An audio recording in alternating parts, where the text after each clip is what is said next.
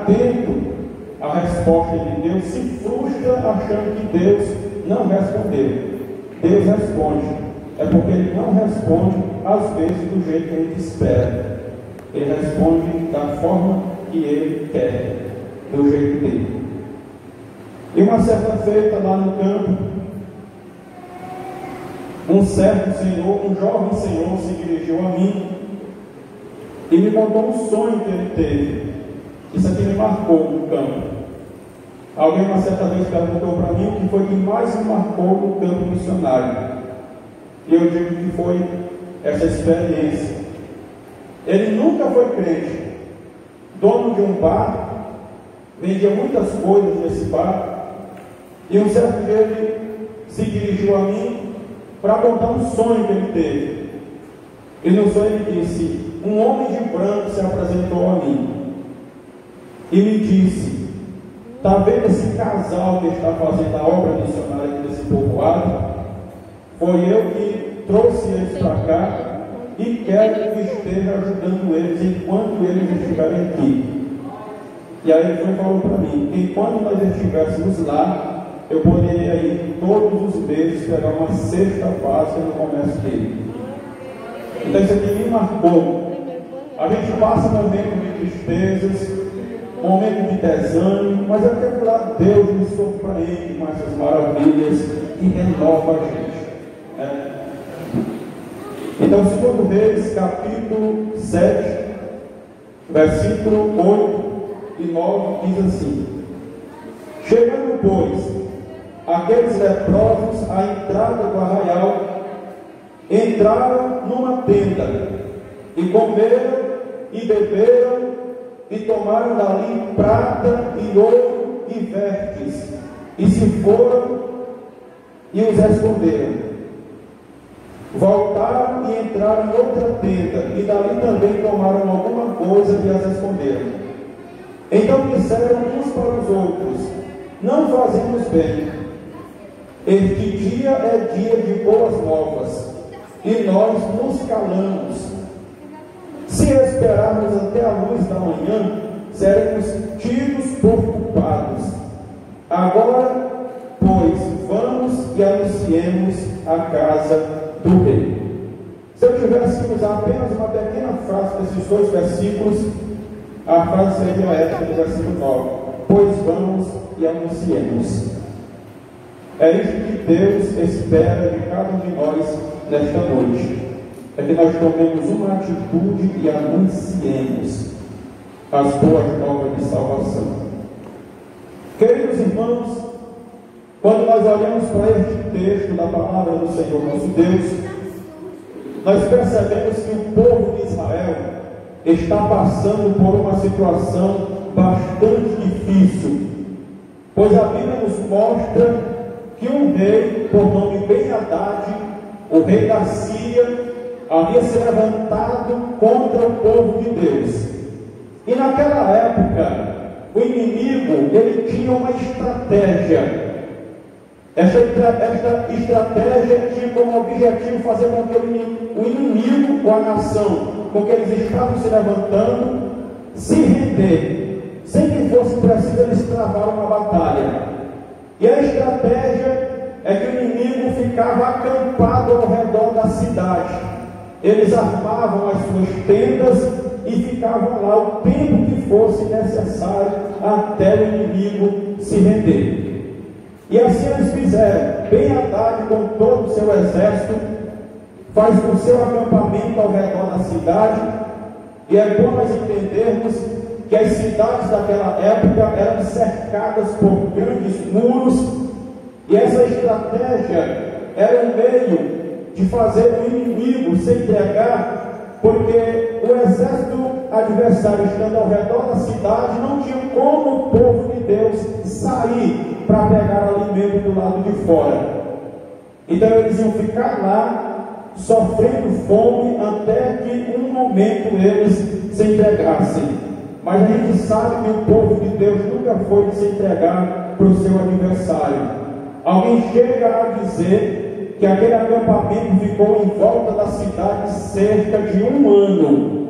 Israel ficou dentro da cidade, se alimentando do que tinha em sua despensa, mas chega um dado momento em que o alimento acaba.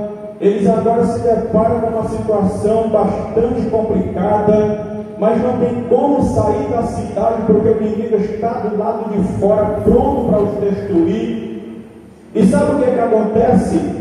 A Bíblia nos mostra, aqui em alguns versículos, que a situação se agrava tanto ali para o povo de Deus. Eles estão se vendo sem alimento, que a única opção para eles agora é matar os jumentos e se alimentar da carne desses animais. E só para você entender a gravidade da situação que eles estavam enfrentando, hoje nós estamos diante de uma pandemia. Essa pandemia, ela tem afetado a saúde de muita gente, o psicológico de muitas pessoas, e tem feito também com que as coisas fiquem mais caras. E assim estava acontecendo também para o povo de Deus. De jumento. E a Bíblia diz que a cabeça do jumento custava mais ou menos 80 ciclos de prata. Estava bem caro. Eles vão se alimentando desse tipo de carne. A carne acaba. E agora a Bíblia diz que eles vão se alimentar de esterco de pomba, como que fosse farinha. Eles estão se alimentando dessas coisas, para nós entendermos que eles estão em uma situação bastante complicada. A Bíblia diz que agora o rei, diante de toda aquela situação, vai dar uma volta por cima do muro da cidade, e quando pensa que não, ele é surpreendido com duas mulheres que estão discutindo, e uma daquelas mulheres grita quando vê o rei, dizendo: ó rei, meu senhor, me socorre. Aí o rei se aproxima para ver do que se trata aquela situação. Uma das mulheres relata dizendo: é porque esta mulher combinou comigo, diante dessa situação difícil de fome que nós estamos passando, de nós matarmos o seu filho ontem, nos alimentarmos da carne do filho dela, e hoje nós mataríamos o outro filho. E ela, quando foi para matar o seu filho, esconde. E por isso nós estamos nessa discussão, porque ela não cumpre a palavra que havia dado ontem. Olha só a situação que o povo de Deus estava se encontrando. Diante de todo este relato, a Bíblia diz que o rei, ele fica quase que arrasado com aquilo, rasga as suas vestes, se veste de pano de saco, convoca um dos seus soldados, que a Bíblia nos mostra que era até o capitão do exército, e diz para ele ir ao encontro do homem de Deus chamado Eliseu. Para o rei, naquele momento, culpado de toda aquela situação, era o profeta, o homem de Deus. E diante da fúria que o rei demonstra, ele chega a fazer a seguinte declaração: que amanhã, naquele mesmo horário, ele tiraria a cabeça do homem de Deus. O mensageiro vai com o intuito de entregar esta mensagem, e quando nós observamos aqui no capítulo 7, quando o capitão já se encontra diante do homem de Deus, no versículo 1, nós percebemos que o homem de Deus já havia recebido uma revelação da parte do Senhor, que havia toda essa trama contra a sua vida, e imediatamente o profeta vai entregar uma mensagem dos céus para aquele capitão, e a mensagem foi dita da seguinte maneira: amanhã, a estas horas, mais ou menos, dar-se-á um alqueire de flor de farinha por um ciclo, e 2 de cevada por um ciclo à porta de Samaria. Ou seja, a situação estava difícil, a escassez estava grande, a fome estava tremenda. O capitão veio com o intuito de trazer uma mensagem de morte, e agora se surpreende com uma mensagem de abundância que Deus vai mandar para o seu povo. Só que infelizmente o capitão duvida daquela palavra e ele faz a seguinte pergunta quando se vê diante daquela revelação. No versículo 2 está escrito: porém o capitão, a cujo braço o rei se apoiava, respondeu ao homem de Deus: ainda que o Senhor fizesse janelas no céu, poderia suceder isso? Respondeu o profeta: eis que tu o verás com os teus olhos, porém disso não comerás. Aqui nós entendemos o perigo de duvidar da palavra de Deus, ou seja, só pode ser abençoado por Deus e viver tanto as promessas como as bênçãos do Senhor aquele que acreditar na palavra de Deus. Aquele que duvida, ele vai apenas ver os outros sendo abençoados, mas não terá a oportunidade de participar das bênçãos do Senhor.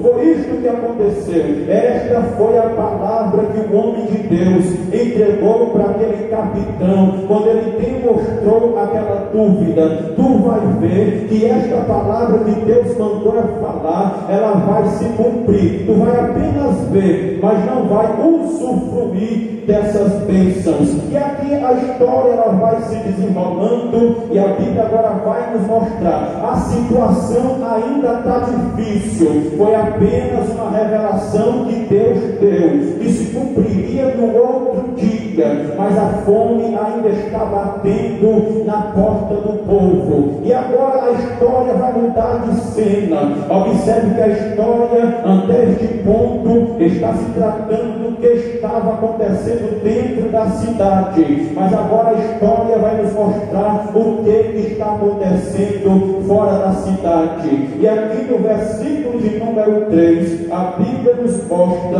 a respeito de 4 leprosos que estavam fora da cidade. Por que esses 4 leprosos estavam fora da cidade, sendo que faziam parte do mesmo povo de Israel? É porque naquela época leproso não era permitido habitar no meio do povo, porque era tido como alguém amaldiçoado, alguém maldito, alguém que, se por acaso fosse visto entre as outras pessoas, estaria correndo o risco de contaminar todo o arraial do povo de Deus. Por isso ficava do lado de fora. Se não tivesse acontecendo essa crise na vida do povo de Deus, mesmo assim estaria difícil na vida dos 4 leprosos, porque leproso naquela época, além de viver fora da cidade, ainda se alimentava das migalhas que alguém poderia jogar por cima do muro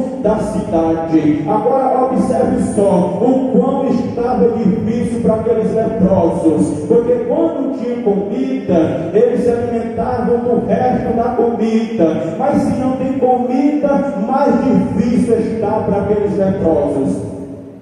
Mas de repente, aqui nesse texto, a Bíblia nos mostra que os 4 leprosos de repente tiveram uma ideia. Alguns estudiosos vão dizer que naquela época havia mais de 300 leprosos, mas a crise estava tão grande que só sobreviveu esses 4 leprosos. E agora, de repente, diante de toda esta dificuldade, um dos 4 vai relatar uma ideia que teve naquele exato momento. Parece que eu estou vendo um leproso contando para os outros: se nós entrarmos na cidade, nós vamos morrer, porque há fome na cidade. Se nós ficarmos aqui, nós vamos morrer do mesmo jeito. Por que nós não fazemos o seguinte? Vamos até ao arraial dos sírios, ao arraial do inimigo, porque vai que a gente não morre, vai que eles deixam a gente sobreviver. Aí alguns ficam argumentando de modo negativo que pode não dar certo, mas aquele que estava mostrando aquela ideia se manteve firme naquela posição, naquela atitude e respondeu: se nós ficarmos, morreremos; se entrarmos, morreremos;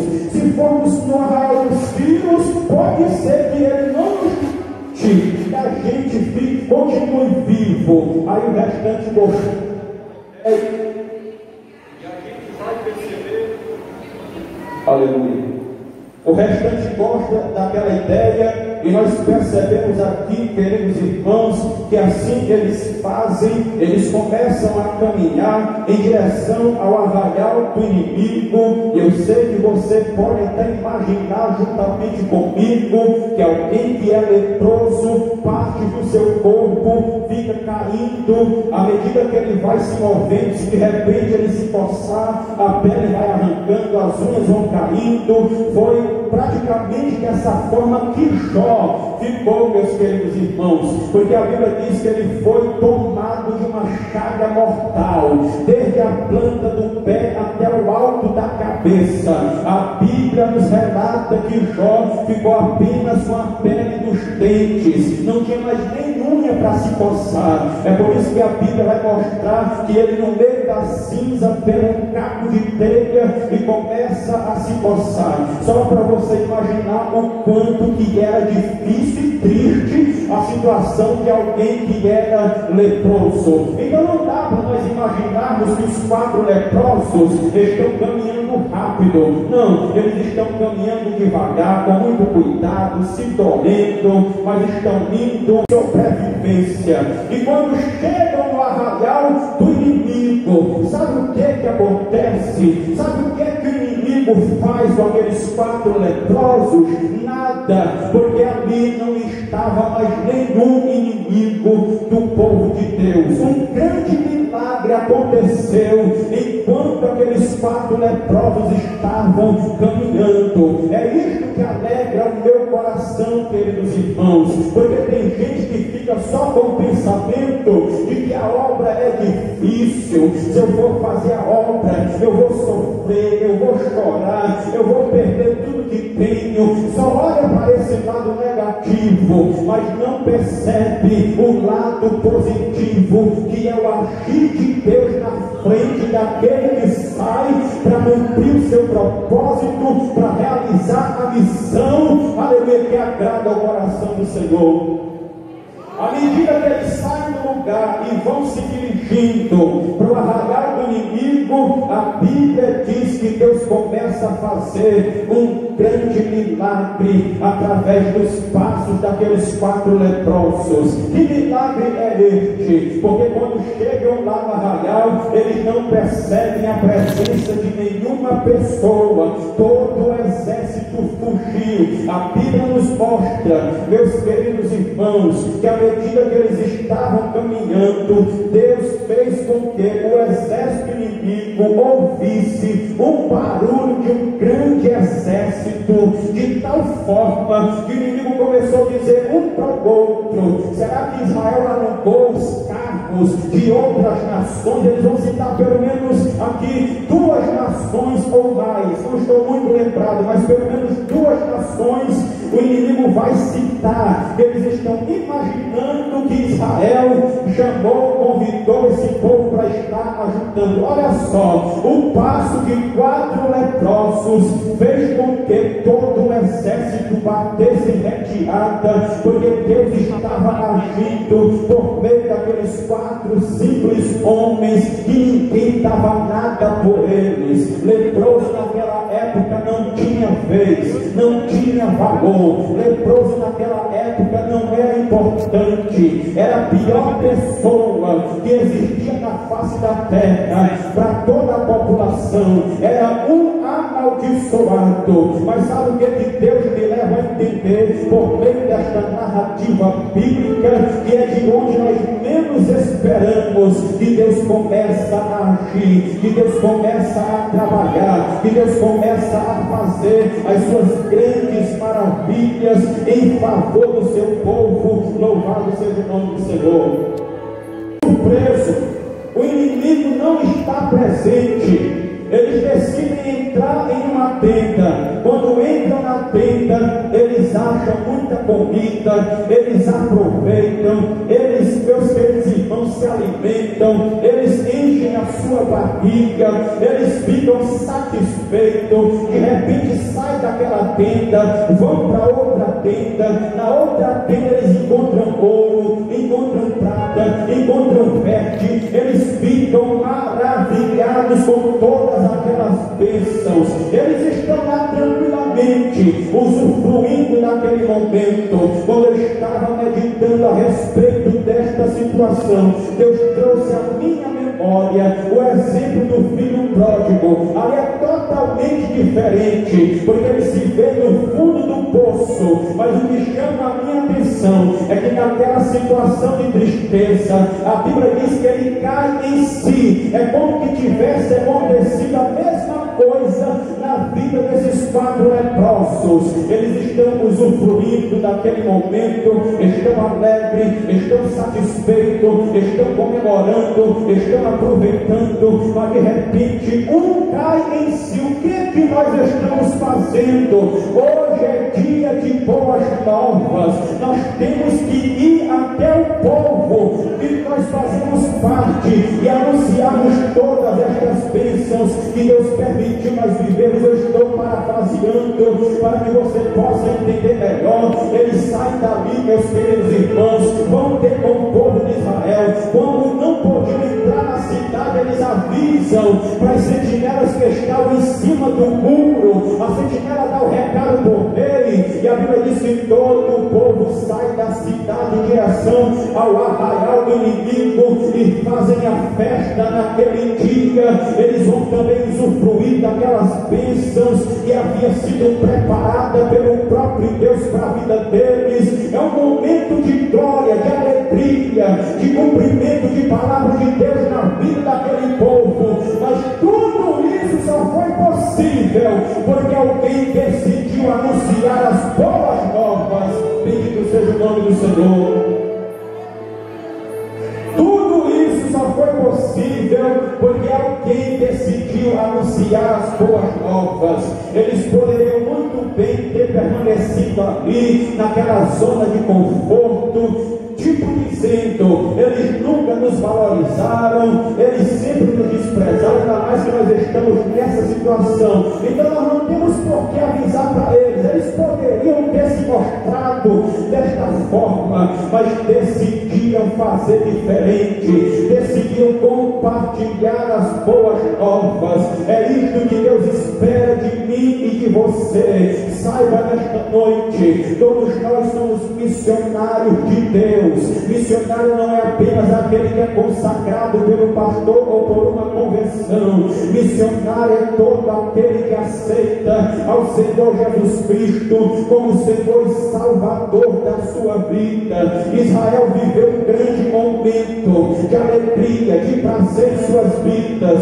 porque alguém decidiu anunciar as boas novas. É muito importante, meus queridos irmãos, esses trabalhos que já estão sendo desenvolvidos, principalmente aqui no centro de Matões. Isto é Deus tocando no coração da sua igreja, isso é Deus despertando a vida do seu povo. Jesus Cristo está para voltar e Ele nos diz nesta noite: se levante e anuncie a minha palavra, porque a partir do momento que nós estivermos anunciando a palavra de Deus, nós vamos viver o cumprimento das promessas do Senhor em nossas vidas. Nós vamos usufruir das bênçãos de Deus. Se você quer viver as bênçãos de Deus, o segredo é esse: compartilhe as boas novas. Louvado seja Deus. Você pode compartilhar as boas novas através do WhatsApp, das redes sociais, no teu trabalho, na rua, na tua casa, em qualquer lugar que você se encontrar. É o lugar certo para você compartilhar as boas novas, a palavra do Senhor nosso Deus. Se nós quisermos viver coisas grandes da parte de Deus, o segredo é esse: anunciemos a palavra, anunciemos as boas novas. Foi a partir do momento que esses 4 leprosos decidiram anunciar as boas novas, compartilhar aquele momento importante que Deus havia permitido na vida deles, e toda a nação também pôde usufruir daquele momento. A partir da hora que a igreja começa a fazer missões, o poder de Deus alcança a vida do seu povo. A partir do momento que a igreja começa a compartilhar as boas novas, as bênçãos de Deus vão sendo manifestadas, a glória de Deus vai te alcançando, as portas vão se abrindo, Deus vai mudando a situação da tua casa, do teu casamento, da tua família, dos teus filhos. É desta forma que Deus trabalha, em parceria com o seu povo. É o seu povo se movendo e Deus mandando as bênçãos sobre a vida da sua igreja. Quem pode exaltar o nome do Senhor nessa noite? Coisas, meus queridos, mas é preciso nós anunciarmos a palavra do Senhor nosso Deus. Nós precisamos sair da zona de conforto e entrar na zona de risco. Sabe por quê? Porque é na zona de risco que Deus se revela para as nossas vidas. Pois a Bíblia nos mostra que foi quando os discípulos estavam enfrentando aquela tempestade que eles puderam contemplar o Mestre dos mestres andando por cima das águas. Foi quando Sadraque, Mesaque e Abednego estavam dentro da fornalha de fogo que o 4º homem se revelou para a vida deles. Foi quando Daniel estava dentro da cova que o anjo do Senhor se manifestou para fechar a boca do leão. Foi enquanto Paulo e Silas estavam no cárcere que o anjo de Deus desceu e abriu as portas por intermédio daquele grande terremoto. É na zona de risco que Deus se revela. É por isso que quando nós passamos a meditar acerca da vida de Gideão, nós vamos perceber que enquanto Gideão estava amarrando trigo no lagar, que o anjo do Senhor apareceu para dar vitória para o seu povo. Bendito seja o nome do Senhor. É quando nós saímos da zona de conforto e entrarmos na zona de risco que o Deus Todo-Poderoso vai vir ao nosso encontro para nos dar vitória. E eu poderia perguntar essa noite: se alguém deseja receber a vitória da parte de Deus, levante a sua mão e entenda. Deus está dizendo para nós essa noite: se mova, saia do seu lugar, compartilhe as boas novas e tu verás a providência dos céus vir em direção à tua vida. Louvado seja o nome do Senhor. É preciso nós irmos e anunciarmos. Foi isso que os leprosos disseram: vamos e anunciemos. Louvado seja Deus.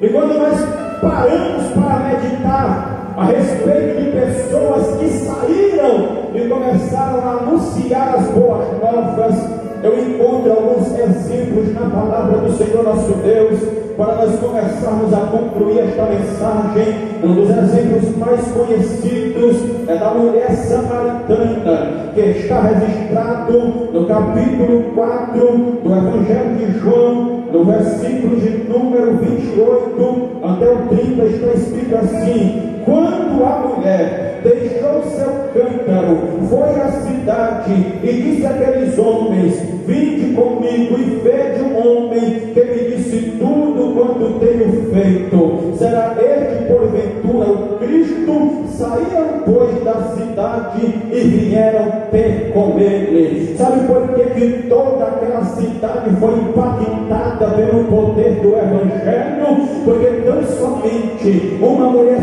simples daquela sociedade, a mulher samaritana, depois de ter tido aquele diálogo com o Senhor, decidiu entrar naquela cidade da qual ela fazia parte, anunciando as boas novas. E aqui eu aprendo uma lição bastante importante. Observe que ela anuncia as boas novas para aquela cidade. A cidade é impactada de uma forma tal que eles não esperam Jesus entrar na cidade. Eles saem da cidade e vão até o poço de Jacó para se encontrar com o Senhor Jesus Cristo. Mas qual é a missão que eu encontro aqui nesse texto da mulher samaritana? É porque antes dela anunciar as boas novas para aquela cidade, primeiro ela teve um diálogo com aquele que fez todas as coisas, o Criador dos céus e da terra. E uma certa feita eu ouvi uma frase da seguinte maneira: que antes de nós falarmos de Deus para o povo, nós precisamos falar do povo para o Senhor nosso Deus. Foi isto que a mulher samaritana fez. Ela tem aquele diálogo com o Senhor, e depois que ela tem aquele diálogo, ela toma atitude, entra na cidade, prega as boas novas, e a cidade é sacudida pelo poder do Evangelho. Observe, meus queridos irmãos, que foi nessa mesma cidade que depois do dia de Pentecostes Filipe entrou e percebeu o grande mover de Deus por intermédio da sua vida. Era uma cidade que já conhecia a palavra de Deus. Por quê? Porque lá atrás a mulher samaritana decidiu falar das boas novas de salvação. Você sabia que Deus pode impactar essa cidade por intermédio da tua vida? Por mais que alguém olhe para você e possa dizer: mas não sabe pregar, não tem a voz bonita para cantar. Deus não está preocupado com essas coisas.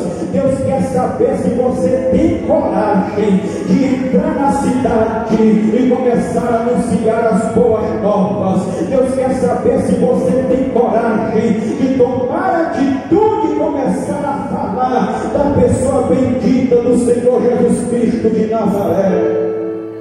A outra pessoa que levou as boas novas para a sua cidade foi um endemoniado gadareno. A Bíblia diz que Jesus fez toda uma viagem longa, simplesmente para ter um encontro com aquele homem. Jesus atravessou o mar da Galileia, enfrentou aquela tempestade.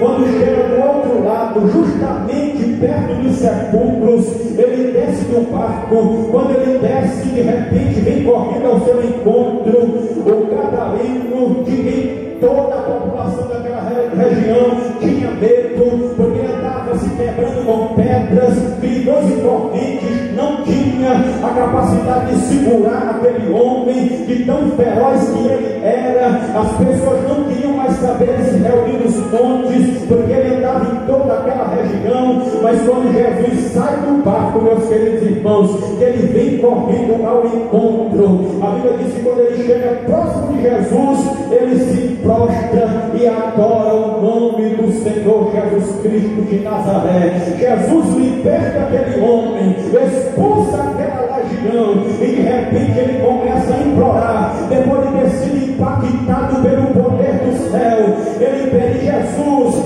deixa eu ser teu discípulo, deixa eu ir contigo, deixa eu entrar nessa embarcação, eu não quero mais deixar de te acompanhar. Jesus orienta ele da seguinte maneira: volta para a tua terra, para a tua cidade. Ele morava em Decápolis. Alguém diz que Decápolis significa 10 cidades que conhecia a história daquele homem. Jesus estava praticamente dizendo: volta para lá, aquele povo precisa saber do que Deus tem feito na tua vida. Sabe qual é o primeiro campo para nós evangelizarmos?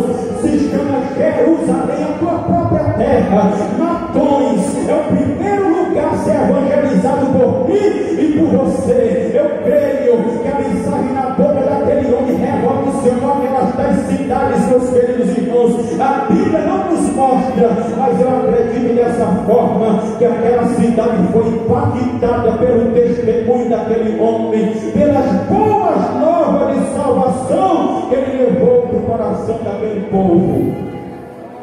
O último exemplo que eu quero citar nesta noite se encontra no livro de 2 Reis, no capítulo 5, uma história também bastante conhecida por aqueles que gostam de ler a palavra do Senhor, de Naamã, um grande general do exército da Síria. A Bíblia diz que eles combateram contra o povo de Deus e venceram aquela guerra e trouxeram bastante escravos ali para a Síria. E a Bíblia diz que no meio daqueles escravos havia uma menina que ele colocou em sua casa para trabalhar como empregada doméstica, ali para sua senhora. Eu não sei quantos dias aquela menina passou na casa daquele grande general. Eu só sei de uma coisa, que ela aproveitou aquela oportunidade para falar as boas novas. Ela em algum momento deve ter percebido a dificuldade que aquele general tinha. A Bíblia diz que ele era um general bastante aplaudido por toda aquela nação, era um homem muito respeitado, uma grande autoridade. Talvez os jovens daquela época todos queriam ser igual aquele homem, porque era um homem, aleluia, que havia ganhado muitas batalhas, era um referencial para aquela nação. Porém a Bíblia diz que ele tinha um grande problema que causava uma tristeza muito grande na sua alma. A Bíblia diz que ele era leproso. Pelo fato dele ser um general, talvez as suas vestes escondiam a lepra daquela população, mas em algum momento a menina percebeu que ele era leproso. Só que quando ela percebe que ele tem aquela doença, ela poderia muito bem ter mostrado uma alegria, porque ela tinha sido levada escrava para aquela terra, estava em uma situação humilhante, simplesmente por estar na posição de escrava. Mas eu creio que ela era bem tratada naquela casa. Então, queridos irmãos, quando ela percebe que aquele homem tem aquele grande problema, sabe o que ela decide fazer? Ela se dirige para a sua senhora. Talvez ela tinha um pensamento que se ela pudesse se dirigir ao general, talvez ele não ia querer ouvir ela. Ela se dirige à sua senhora e relata: olha, eu tenho percebido que o seu esposo, ele sofre desse grande problema, é uma das piores enfermidades para o nosso povo, é a lepra. Não tem jeito, não tem cura, não tem solução, mas eu tenho uma notícia boa que a senhora pode dizer para ele. Quem sabe ela pergunta: que notícia é essa? A menina responde: lá na minha terra, na terra do povo de Israel, tem um profeta, tem um homem de Deus, que se ele for ter com este homem, ele vai ficar livre desse problema. Bendito seja o nome do Senhor. Eu creio que a esposa conta ali para ele, e eu creio que esta palavra toca de maneira bem forte o coração daquele general, porque nós percebemos que agora ele se dirige para o rei para pedir carta de autorização para ir ter com o homem de Deus. Ele recebe a carta, ele pega ali alguns presentes, prata, ouro, para entregar para o homem de Deus, pega ali os seus cavalos, alguns dos seus companheiros, se dirige para a terra de Israel. Quando chega em frente à casa do profeta, a Bíblia diz que o profeta não sai para atender aquele general, ele apenas entra na palavra por intermédio de um mensageiro, e a palavra é uma palavra de orientação, que aquele general deveria mergulhar 7 vezes no Rio Jordão. Só que isso, a Bíblia diz que causa uma indignação muito grande no coração do general Naamã, a ponto dele dizer para os seus companheiros: não havia águas melhores para ele dizer, para mim mergulhar?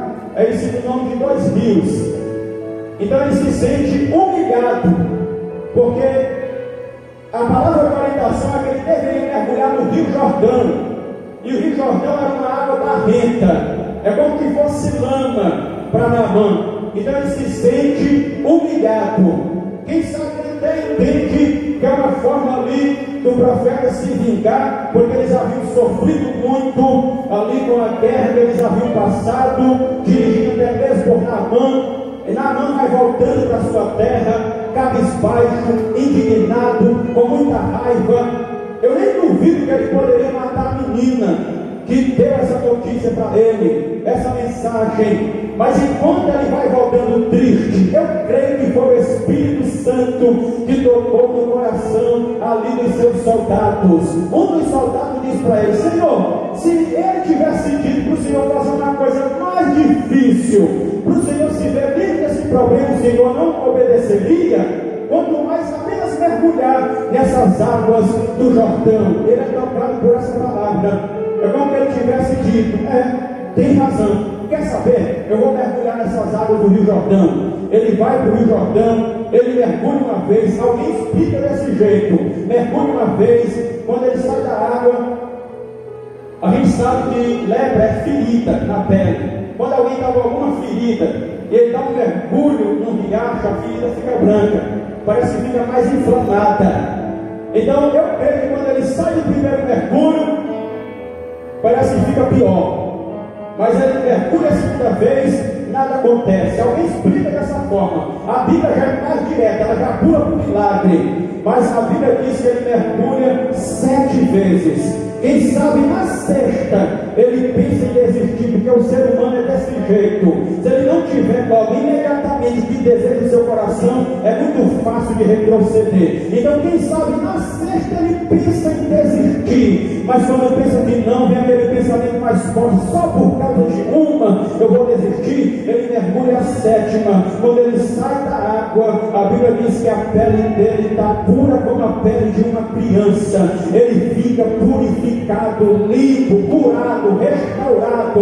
O nome de Deus é exaltado naquele dia, através daquele grande milagre. Mas sabe por que aquilo ali aconteceu? Porque uma menina decidiu falar as boas novas para aquele homem que muito estava sofrendo.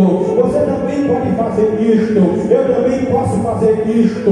Às vezes a gente fica só naquele costume. Hoje tem mais um culto, a gente começa a se arrumar em casa com aquela tristeza no coração. Eu vou participar de mais um culto como qualquer outro que eu já tenho participado. Mas a gente entende pela palavra de Deus que o culto ele tem que começar na nossa casa. Quando ele vai sacrificar ali Isaac, tem uma parte ali bastante interessante, meus queridos irmãos, porque a Bíblia diz que ele passa 3 dias para poder chegar no Monte Moriá. E a Bíblia nos mostra que enquanto eles vão caminhando, eles vão levando a lenha, vão levando o cutelo e ainda vão trazendo fogo de casa. É aí que muita gente se engana, quando ele pensa que o fogo ele vem buscar na igreja. Não, a gente já traz o fogo de casa. E como é que a gente acende o fogo em casa? É vestindo o paletó e dizendo glória a Deus. Hoje no culto vai ser uma bênção de Deus na minha vida.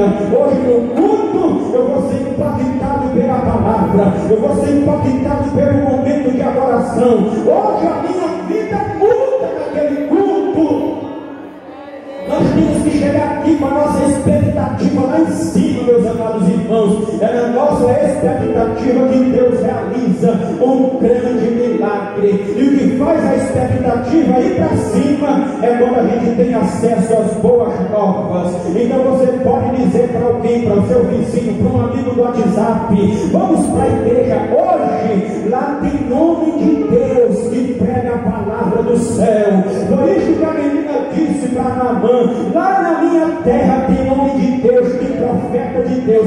Se ele for lá, ele não volta do mesmo jeito que ele vai voltar diferente, cantando o hino da vitória. Então façamos isto, meus queridos, vamos anunciar as boas novas, vamos falar das coisas de Deus. Você que já está fazendo, continue fazendo, não esmoreça no meio da caminhada. O inimigo vai se levantar, mas o Deus que nós servimos é maior, e tem uma grande promessa que ele deixou registrada nos evangelhos. Ele diz que as portas do inferno não vão prevalecer contra a minha igreja. É assim que nós devemos estar fazendo a obra, anunciando as boas novas, entendendo que um grande general está em nossa frente e ele sempre vai continuar dando vitória para a sua igreja. É nós falando as boas novas e ele realizando grandes milagres em nossas vidas.